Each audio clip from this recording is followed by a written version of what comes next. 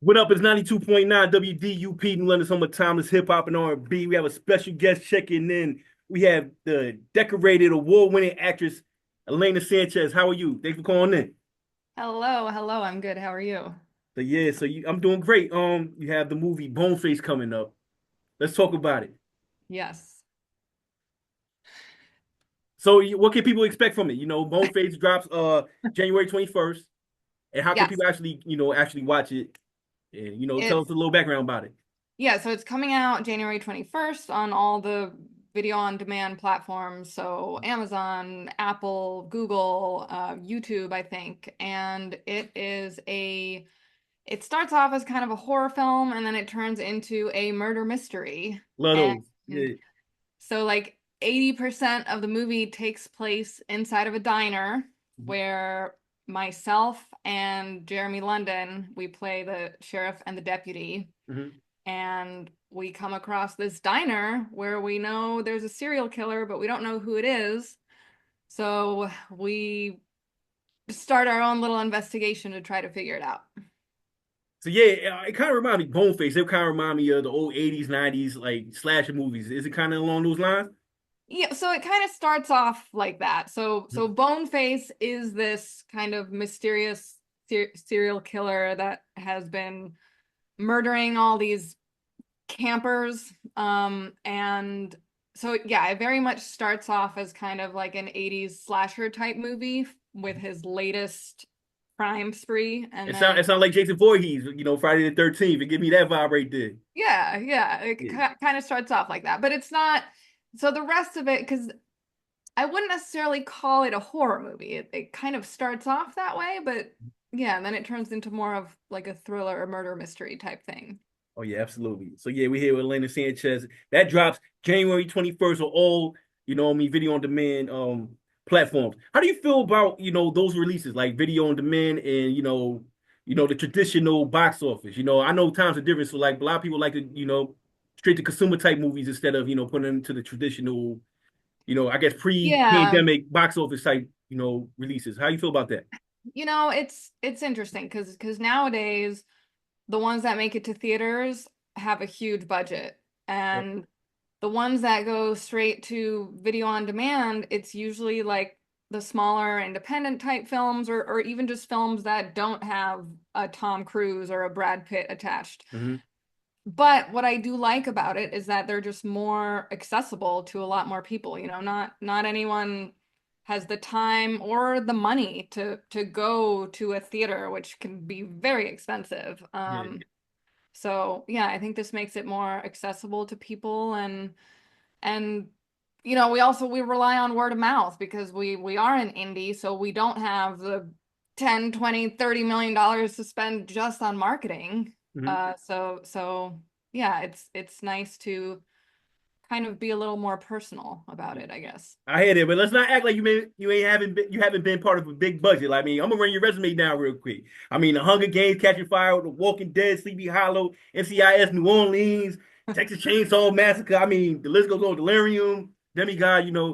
You've been a part of like the big budgets and the modest budgets. Talk about like the difference between the two. I mean, other than the obvious, but do you feel like more comfortable in the big budget settings or the more cozy low budget settings per se? I love them. I love them both. They are very different. When you're a part of a huge movie like something that one of the Marvel movies, it's just a huge well-oiled machine and you're just like a tiny little part of it and you feel lucky to be there. Um but everyone kind of has their place, and obviously there's a lot more crew members. Usually there's a lot of cast members, and then when you work on these smaller indie movies, it's it's more kind of like a smaller family type feel, and a lot of times people in the crew are wearing multiple hats, and it's kind of creatively it's more of it's everyone is a little more in everyone's business, if that Mhm. makes sense. Yeah. Yeah, so I love them both. They're very different. I guess in my case as a performer, in these indies, I'm able to play a lot larger roles, whereas in the huge blockbusters, for now, I'm just doing kind of like smaller type roles. I don't know if I should let the cat out the bag. I'll let you do it. I'll let you, say nah, or you want to actually expand upon that. But I mean, Marvel's Captain America, is that kind of on deck? Can you speak on that at all? Like, what's your role on that? So I can't say much about the new Captain America. It's coming out February 14th, Valentine's Day, which, is an interesting date night movie. Yep. I was part of the stunt team on that one, so I got to be a part of a couple of the bigger action sequences, some of which made it into the trailer, but other than that, I can't really say much more, so you'll have to watch it and find out. I think it's so dope that you are a stunt. I'm trying to have the right word. Like, it's a stunt actor, stunt woman, stunt performer. I won't get the like terminology right, but I think that's so dope. And you actually won an award. If I'm not mistaken, you won the Screen Actors Guild Award for your stunt work with the Avengers Endgame. And that's Yes. amazing. Talk about that. Thank you. Thank you. So Yeah. that was really special. The the SAG Awards are actually one of the few award shows that actually honor stunt people. So that in itself is really cool. The Emmys also have it. The Oscars do not, which, we've been campaigning for that for a while, but it hasn't happened yet. But so for the SAG Awards, when I won for Avengers Endgame, I had been nominated, I think, 4 times already before that. Mhm. So then finally getting to win was really special, and it's just fun to kind of get that recognition and be nominated amongst all your peers, and yeah, because a lot of times stunt work is recently I feel like it's become more public knowledge, especially now with movies like The Fall Guy coming out. But I think it used to be a lot more hush hush, especially because a lot of actors didn't want people to know that they have stunt doubles. Yeah. So when you actually got that award, were you able to give a speech, or was it like kind of cut off, like the Grammys be cut off? People was like, how was that? Did you give it like a long, passionate speech? Like, talk about Well, that night when it went down. so sadly, no. So this is something we still got to work on because the stunt award for the SAG Awards is actually announced before the actual telecast. I wish So award ceremony stopped doing that, man. They just like, right, we just want to come party with all you. Like, why yeah, you gotta leave us out? for So real.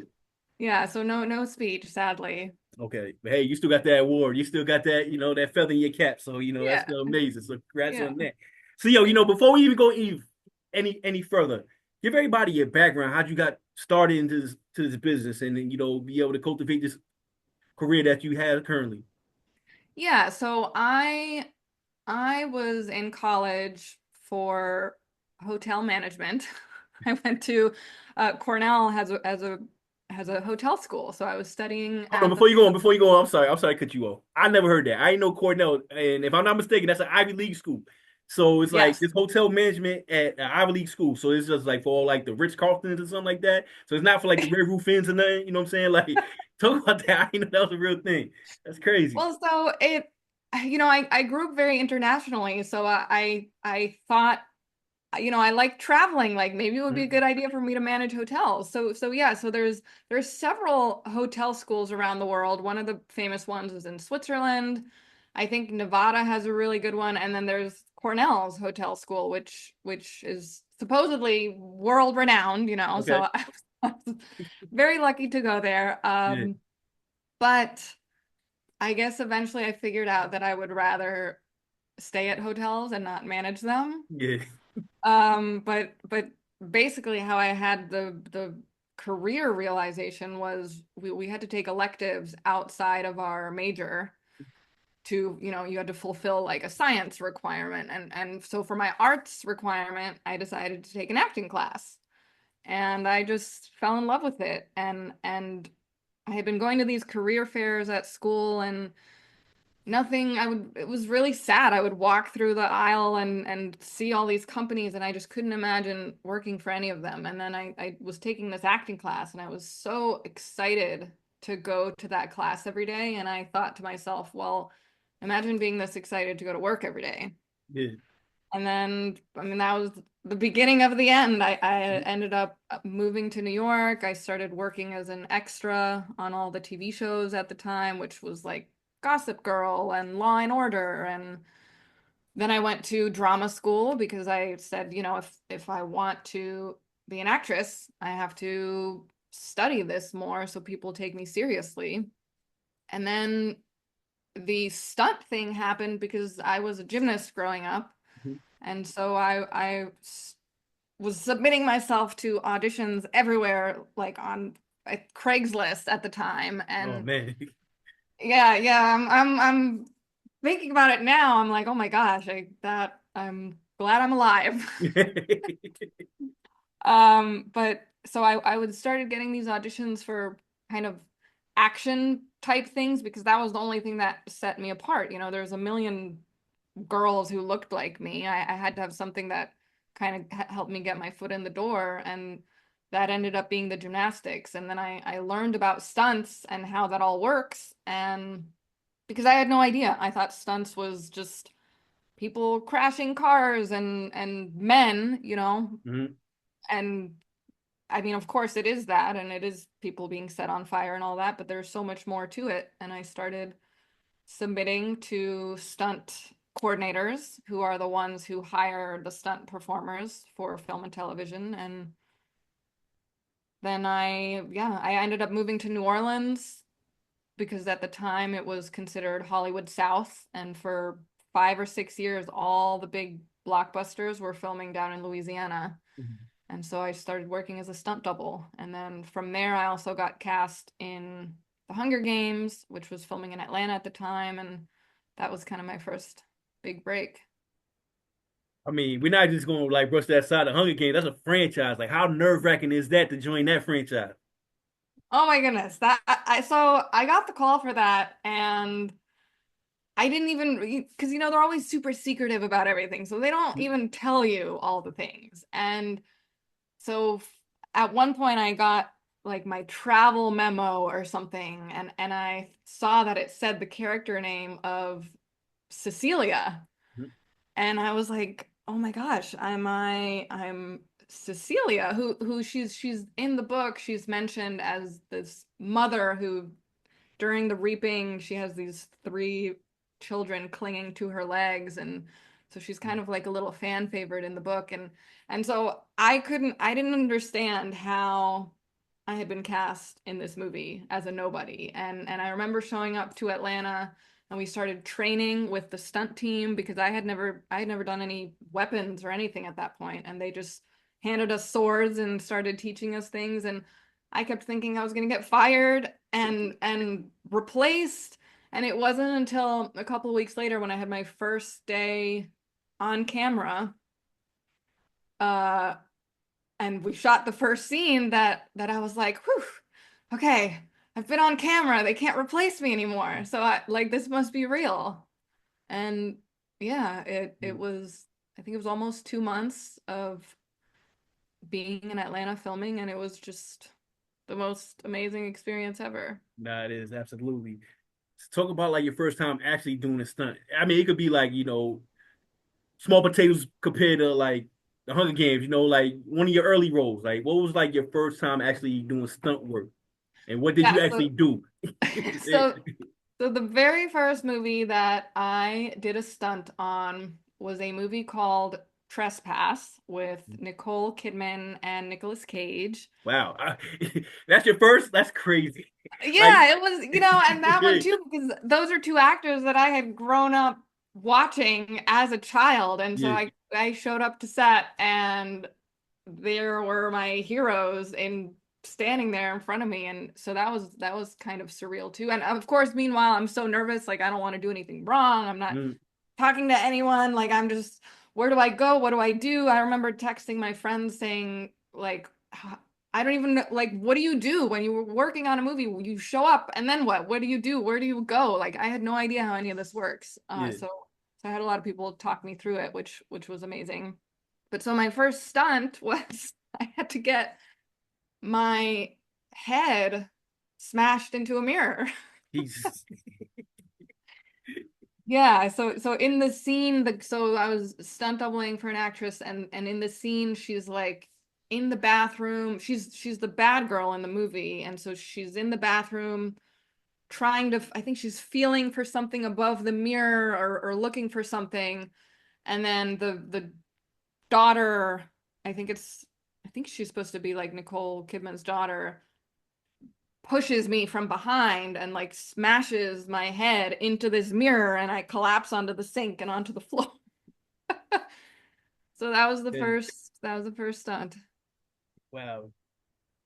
Can somebody as an actor, like maybe they're like content with just being a stunt actor? Can somebody make a good living off of that? I'm not counting anybody's pockets, but it's just, if somebody just want to strictly stick to stunt work, is that a feasible avenue to take?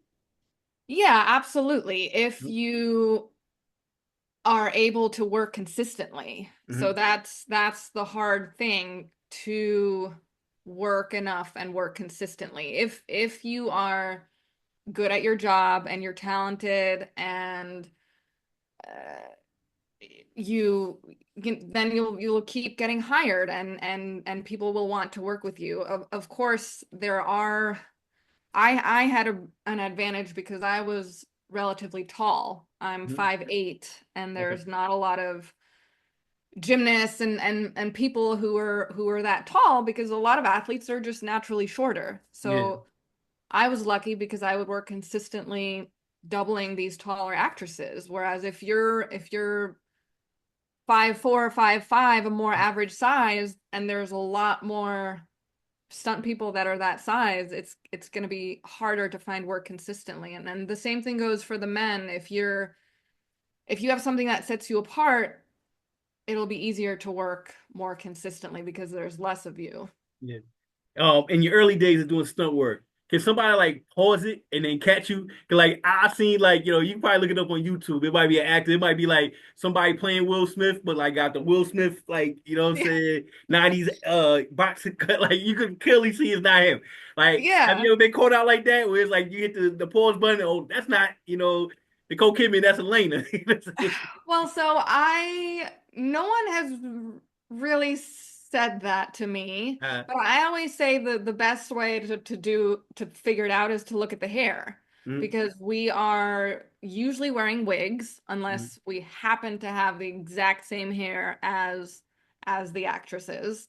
And usually they don't spend a lot of money on the wigs, so we're wearing these cheap wigs that just kind of look really bad, and mm, that's easy to then tell in certain shots. But mm. I do remember specifically there's this one movie called Vice with Bruce Willis, and I don't remember the exact premise, but so I was doubling this actress who gets shot several times and like in the chest. And so in this Wow. scene, the camera is on my face. Like usually when you're stunt doubling, you have to make an effort to hide your face or turn the other way, or they film it from behind or something to not show that it's not the actress, right? But Yep. so this one, they use the shot where it's literally front, like the front of my face. And not only that, this scene, because it's one of those sci-fi movies where they keep going back and forth in time. So this appears in the movie like 5 or 10 times over and over and over. And it's just so obvious to me that like I see myself getting shot in the scene. And it's I don't know. I wonder if anyone else has seen that and wondered why the person dying is not the actual actress. Yeah, we here with Elena Sanchez. So talk about your most challenging role, from an acting standpoint, and then yeah, we could go back to the stunt standpoint. Talk about that.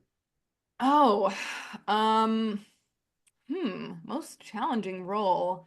That's interesting.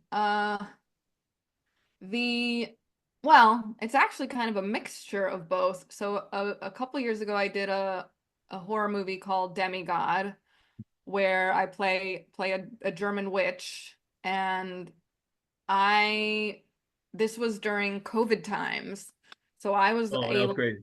yeah, so I was a very last minute replacement for an actress because there had been a COVID exposure. And so I was thrown into this role like 3 days before I had to start, and I had to learn an entire script, and it was in mostly in German. And it was COVID time, so we were all quarantined on a campground, getting Q-tips shoved up our nose because we had to be tested. And then I also had to do a fire burn as the character, and I had never done a fire burn before. And of course, they did ask me. So you throw the whole suit on and cover your face, and you just gotta like jump out of control, like, like Well, stop, drop, and roll. kind of. Yeah. So I didn't, so I had the underclothing on, which is the fireproof layers of clothing. Hey, yo, you brave, man. And then but then over that I had my costume, which was like a dress and a cape, Mhm. and my head and my face was uncovered, but they do, you put gel all over your body, and on the underclothing it's soaked in this like freezing cold gel, and you put that on, and then they put some of the gel on your face and on your hair and in your ears and in your nostrils. And so that was it was challenge. I loved the challenge, but yeah, it was challenging because it was just a lot going on, from like learning the script last minute to being isolated to doing a fire burn. And yeah. What's your favorite genre of all the roles, TV, movie? What's your favorite genre to do? And as far as like another genre that you would like to do moving forward. Well, I do love action thrillers. Hmm. I I obviously I've done a lot of action movies just because of my background, but if it's like gratuitous action, I I more prefer it to be really pushing the story forward. And I guess thrillers have more of sometimes a storyline to where that action is important to push the story forward. And I guess yeah, so I love doing those. And I would really love to do a romantic comedy or like a Christmas movie, and I've never done one of those, and I think it would be really fun. Yeah, what's it called? Like a rom-com or something like that? A holiday rom-com? That's your dream Yeah, role? All right. yeah, Okay. yeah. All right, so you go from being badass to like, all right, being wholesome. I feel that you showing the range though. I respect it. What's your process of getting into character? Like, yo, are you bugged out? Like, you gotta like, what's it? I'm trying to figure out what it's called. I'm not even gonna try, but it's just like there's certain actors that just live like that during the whole Yes, the segment. method actors. There you go. Yeah, like what's your process? Yeah, so I studied method, but I'm not method in terms of like when the scene is over, I don't need to keep talking in the accent or being an asshole or being whatever my character is. Mhm. So I it depends on the role. If it's a character that's nothing kind of weird or different, that's just something like, oh well, this is something that Elena, like a situation that Elena could be in, then I just try to play it as myself and play it Mhm. naturally. And in terms of preparation for the role, that just involves learning the script and making sure you've memorized it and thought about the situations that the character is in.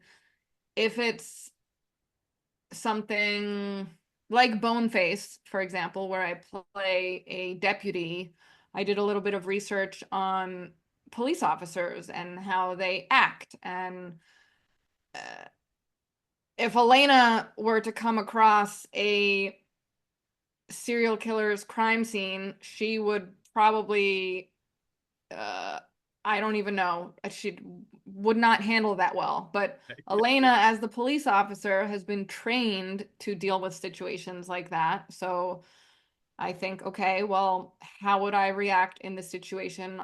Obviously, I could still get a little bit emotional because I'm human, but I Mhm. wouldn't let that affect the job I have to do as a police officer. So it's all about thinking, well, how would these characters act in real life, and then trying to emulate that. Yeah, you hear about a lot of actors though that got kind of decompressed. Like they'll play a bugged out role and it's like, yeah, they are decompressed. Have you ever been to that point where it's like I kind of gotta take some time to myself to kind of like get back to who I really am? Because like you hear wild stories about somebody having to decompress and such. Yeah, so I haven't really experienced that. I have experienced scenes that were rough to film, but for the most part, I was able to uh, at least by the end of the day get myself out of that headspace. And yeah, yeah. So maybe I just haven't played or been in those very dark situations. So I've haven't Yeah. had to. I'm happy to hear that. I'm glad you want to go through that because you hear some Yeah. like crazy stories for real. Yeah. So, did you ever turn down a role that you like kind of circle back, like, damn, I should have took it? Like, prime example, Will Smith talk about, oh, I turned down Matrix for Wild Wild West. Now, like, he might be taking like, and correct me if I'm wrong. Didn't you I forget the name, please forgive me, but like I believe you were part of like a Will Smith project at one point too, but it just like going back to my original point, like Will Smith wanted to be part of Matrix. He turned it down for Wild Wild West. He regretted it, and now I Yes. think he put out a teaser saying, "All right, they're gonna put out something with him." But you know, Yes. yeah, Yeah, I did. That's funny because you said that and I didn't remember working with Will Smith, but I did work on a movie called Bright, yeah, that's what I'm which talking about. Yep, yeah, he was yeah, in, but I didn't work with him on that, and okay. my scene was actually cut from that. Oh Um, man, my bad for I bringing it up. so I have mm, I have not turned down roles that I have regretted turning down. I have been replaced in a few roles, which is Mhm. always heartbreaking because I that's can imagine. out of your control Mhm.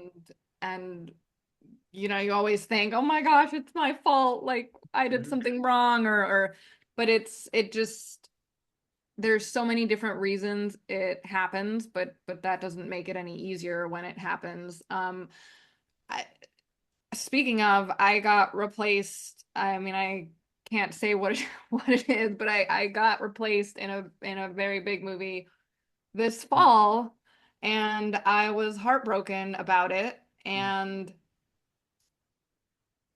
a couple weeks later, I was cast in a different role, which I just finished it right before Christmas. It's called The Neglected, and Mhm. I'm the female lead opposite Josh Duhamel. And so that was just such an amazing experience, and Yeah. the team was so great, and the cast and the crew, and they were all amazing, and it really brought home the fact that everything happens for a reason. And I was so Mhm. heartbroken about losing out on this other job, and the universe gave me something better. Yeah, So, that's how it works. I yeah. mean, your career is decorated. As long as you list, out of all the actual roles you played, which role like resembles you the most? Oh, that's Elena a the most. You know what I'm saying?